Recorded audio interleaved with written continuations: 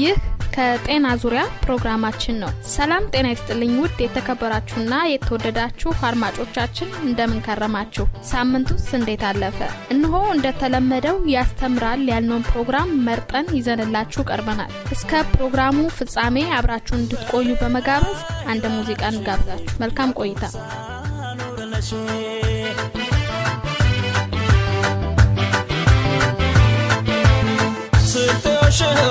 شماشي عشميدين بللاشي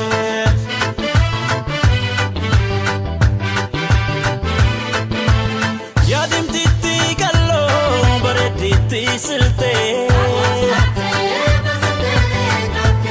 انا كجالتا هدون بوسيتي عداش بودوتا شي ببلكو مارنتا شينيا ياشنا يسرقياش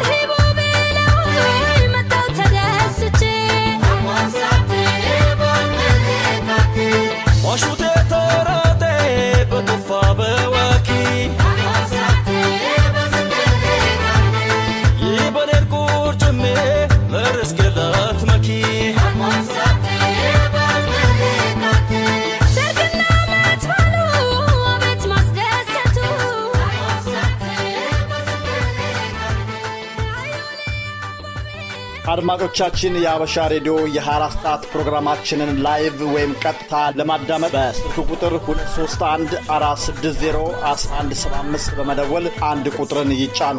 ያለፉትን የቅዳሜ መዝናኛ ፕሮግራም ለማዳመጥ ሁለት ቁጥርን ይጫኑ። በኢንተርኔት www.myradiostream.com/habasha ወይም በቱንኢን ሀበሻ ሬዲዮ ዩኤስን በመፈለግ በስልኮ በአንድሮይድ በአይፎን በአይፓድ በታብሌትና በስማርትፎን ማዳመጥ ይችላሉ። የሀበሻ ሬዲዮ የ24 ሰዓት አገልግሎት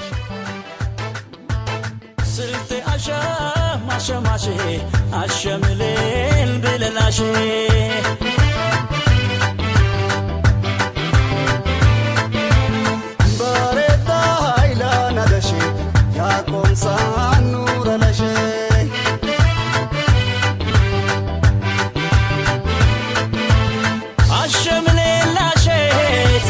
شاماشي ليكوتاشا كومسان يدباب لي عليكاشي اكو منسي ارجين قلبينا تيرا على فما ليكيس انا تتوليرا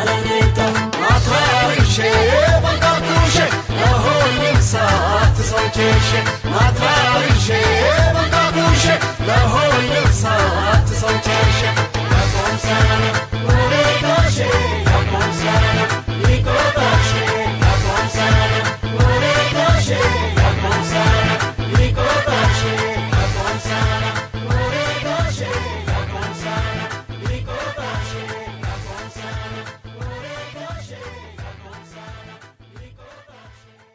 በሙዚቃ ግብዣችን ዘና እንዳላችሁ ተስፋ እያደረግን ለዛሬ መርጠን ይዘንላችሁ የቀረብነው ርዕሰ ጉዳይ የሚሆነው ፍራፍሬ በባዶ ሆዶ ካልበሉ ከሰሩ ይለናል። አብራችሁን ሁኑ። ፍራፍሬ በባዶ ሆዶ ካልበሉ ከሰሩ። ለብዙዎች ፍራፍሬ መብላት ማለት ፍራፍሬ ገዝቶና ቆራርጦ ወደ አፍ መላክ ብቻ ማለት ነው። እንደሚያስቡት ግን ቀላል አይደለም። እንዴት እና መቼ እንደሚበላ በጥሞና ማወቅ ያስፈልገውታል። አለበለዚያ ነገሩ ሁሉ ፍየል ወዲህ በግ ወደዚያ ይሆናል። የሚበሉትን ፍራፍሬ ዝርዝር ጥቅም ያውቃሉ? ካላወቁ ከብዙ በጥቂቱ እንሆን እንለውታለን።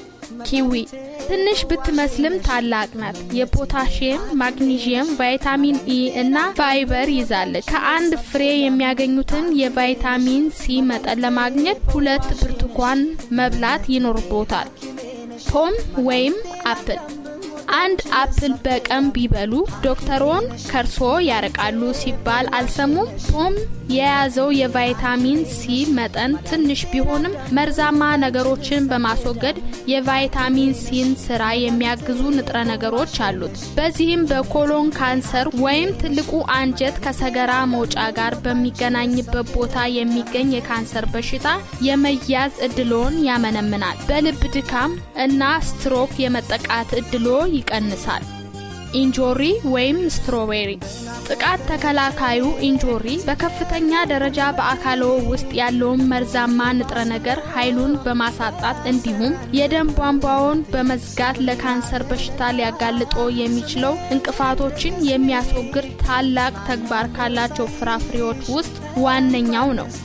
ብርቱካን ጣፋጭ መድኃኒት። በቀን ከ2 እስከ 4 ብርቱካን ቢመገቡ ጉንፋንን ከርሶ ለማራቅ ይረዳውታል። የኮሌስትሮል መጠኑን ይቀንስልዎታል። የኩላሊት ጠጠሮችን ይፈረካክሳል። በኮሎን ካንሰር የመያዝ እድል ያጠባል። ሀብሀብ ወይም ወተርሜለን። ቀዝቃዛው ጥም ቆራጭ 92% የሆነ ክፍሉ ውሃ ነው። የተፈጥሮ የበሽታ መከላከያችን አቅም የሚያዳብረው የግሉታሳዮን ከፍተኛ ክምችቶች በውስጡ ይዟል። ከካንሰር ጋር የሚደረገውን ግብግብ ለሚያጧጥፈው ለላይኮፒን ቁልፍ ምንጭ ነው። ፖታሺየም እና ቫይታሚን ሲንም በውስጡ ይዟል። ጓቫ እና ፓፓያ።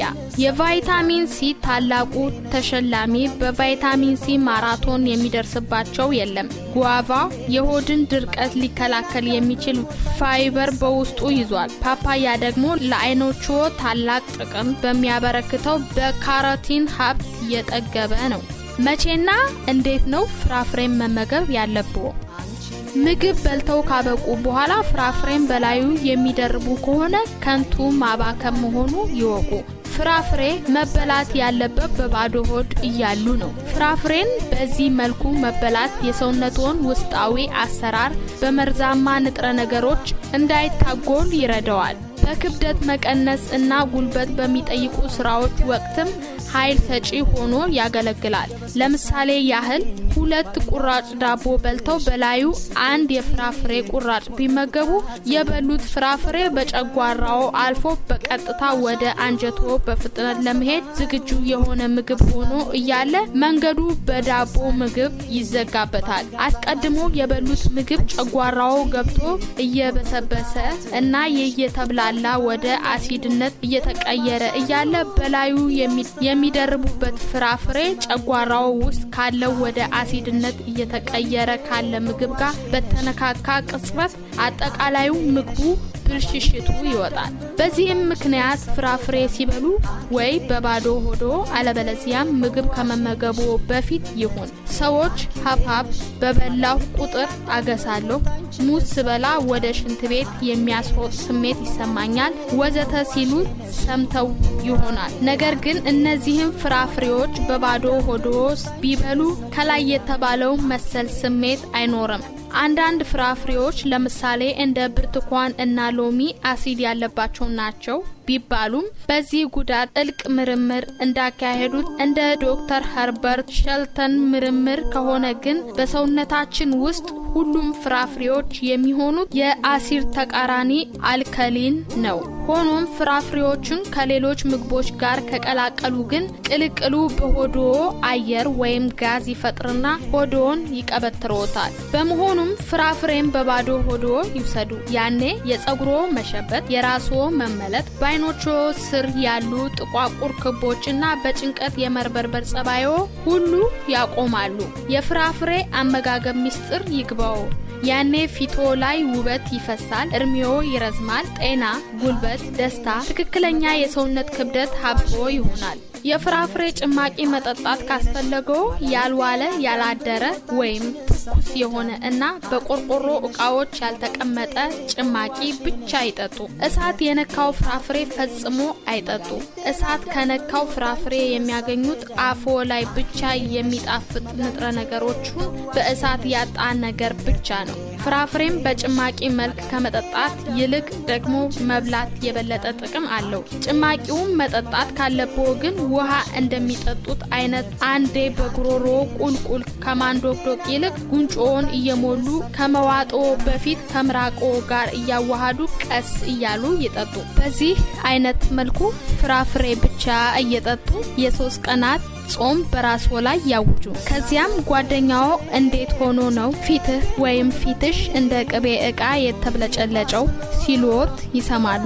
ምክሩን ይተግብሩት እና ገጠመኞ ለሀበሻ ሬዲዮ ከጤና ዙሪያ ፕሮግራም ያጫውቱን። እኛም ጀምረናል። በመጨረሻ ደረጃ አንድ ቁም ነገር እንንገሮት። ምግብ በልተው ቀዝቃዛ ውሃ ከጠጡ ካንሰርን ጠሩ። ማመን ተቸግረው እንዴት ሆኖ ማለቶ አይቀርም። ምግብ በልተው ቀዝቃዛ ውሃ የሚያዘወትሩ ከሆነ ለዚህ ፕሮግራም ጥሞና ይስጡ። ምግብ በልተው ቀዝቃዛ ውሃ ሲጠጡ ቀዝቃዛ ውሃ የተመገቡትን ቅባታማ ነገር ወደ ጠጣርነት ይቀይረዋል። በዚህም በሆዶ ያለው ምግብ በቶሎ እንዳይፈጭ ያደርገዋል። አሲድ በላዩ ላይ ሲረጭበት ደግሞ ይህ የጠጠረ ነገር በጨጓራው ባህር ውስጥ ከታች ቀድሞ ይዘቅጥና በአንጀቶ ቀድሞ ከሚሳቡት ምግቦች ውስጥ የመጀመሪያው ይሆናል። ታዲያም በአንጀቶ የውስጥ መንገድ የስብ ክምችት ይፈጥርና ካንሰር የት ነው ያለኸው እያለ መጣራት ይጀምራል። በዚህም ምክንያት ከምግብ በኋላ ቀዝቃዛ ውሃ የመጠጣት አመሎ እርግፍ አድርገው ይተውና በምትኩ ሞቅ ያለ ሾርባ ፉት ያድርጉ፣ አሊያም ለብ ያለ ውሃ ይጠጡ። ውድ አድማጮቻችን ፍራፍሬ በባዶ ሆዶ ካልበሉ ከሰሩ፣ እንዲሁም ምግብ በልተው ቀዝቃዛ ውሃ ከጠጡ ካንሰርን ጠሩ በሚል ርዕሰ ጉዳይ ይዘንላችሁ የቀረብነው ፕሮግራም በዚሁ ላይ እንቋጫለን። ቀሪው ፕሮግራማችን እስከ 2 ሰዓት ይቀጥላል። ሳምንት በተለየ ፕሮግራም እስከምንገናኝ ጤና ይስጥልኝ።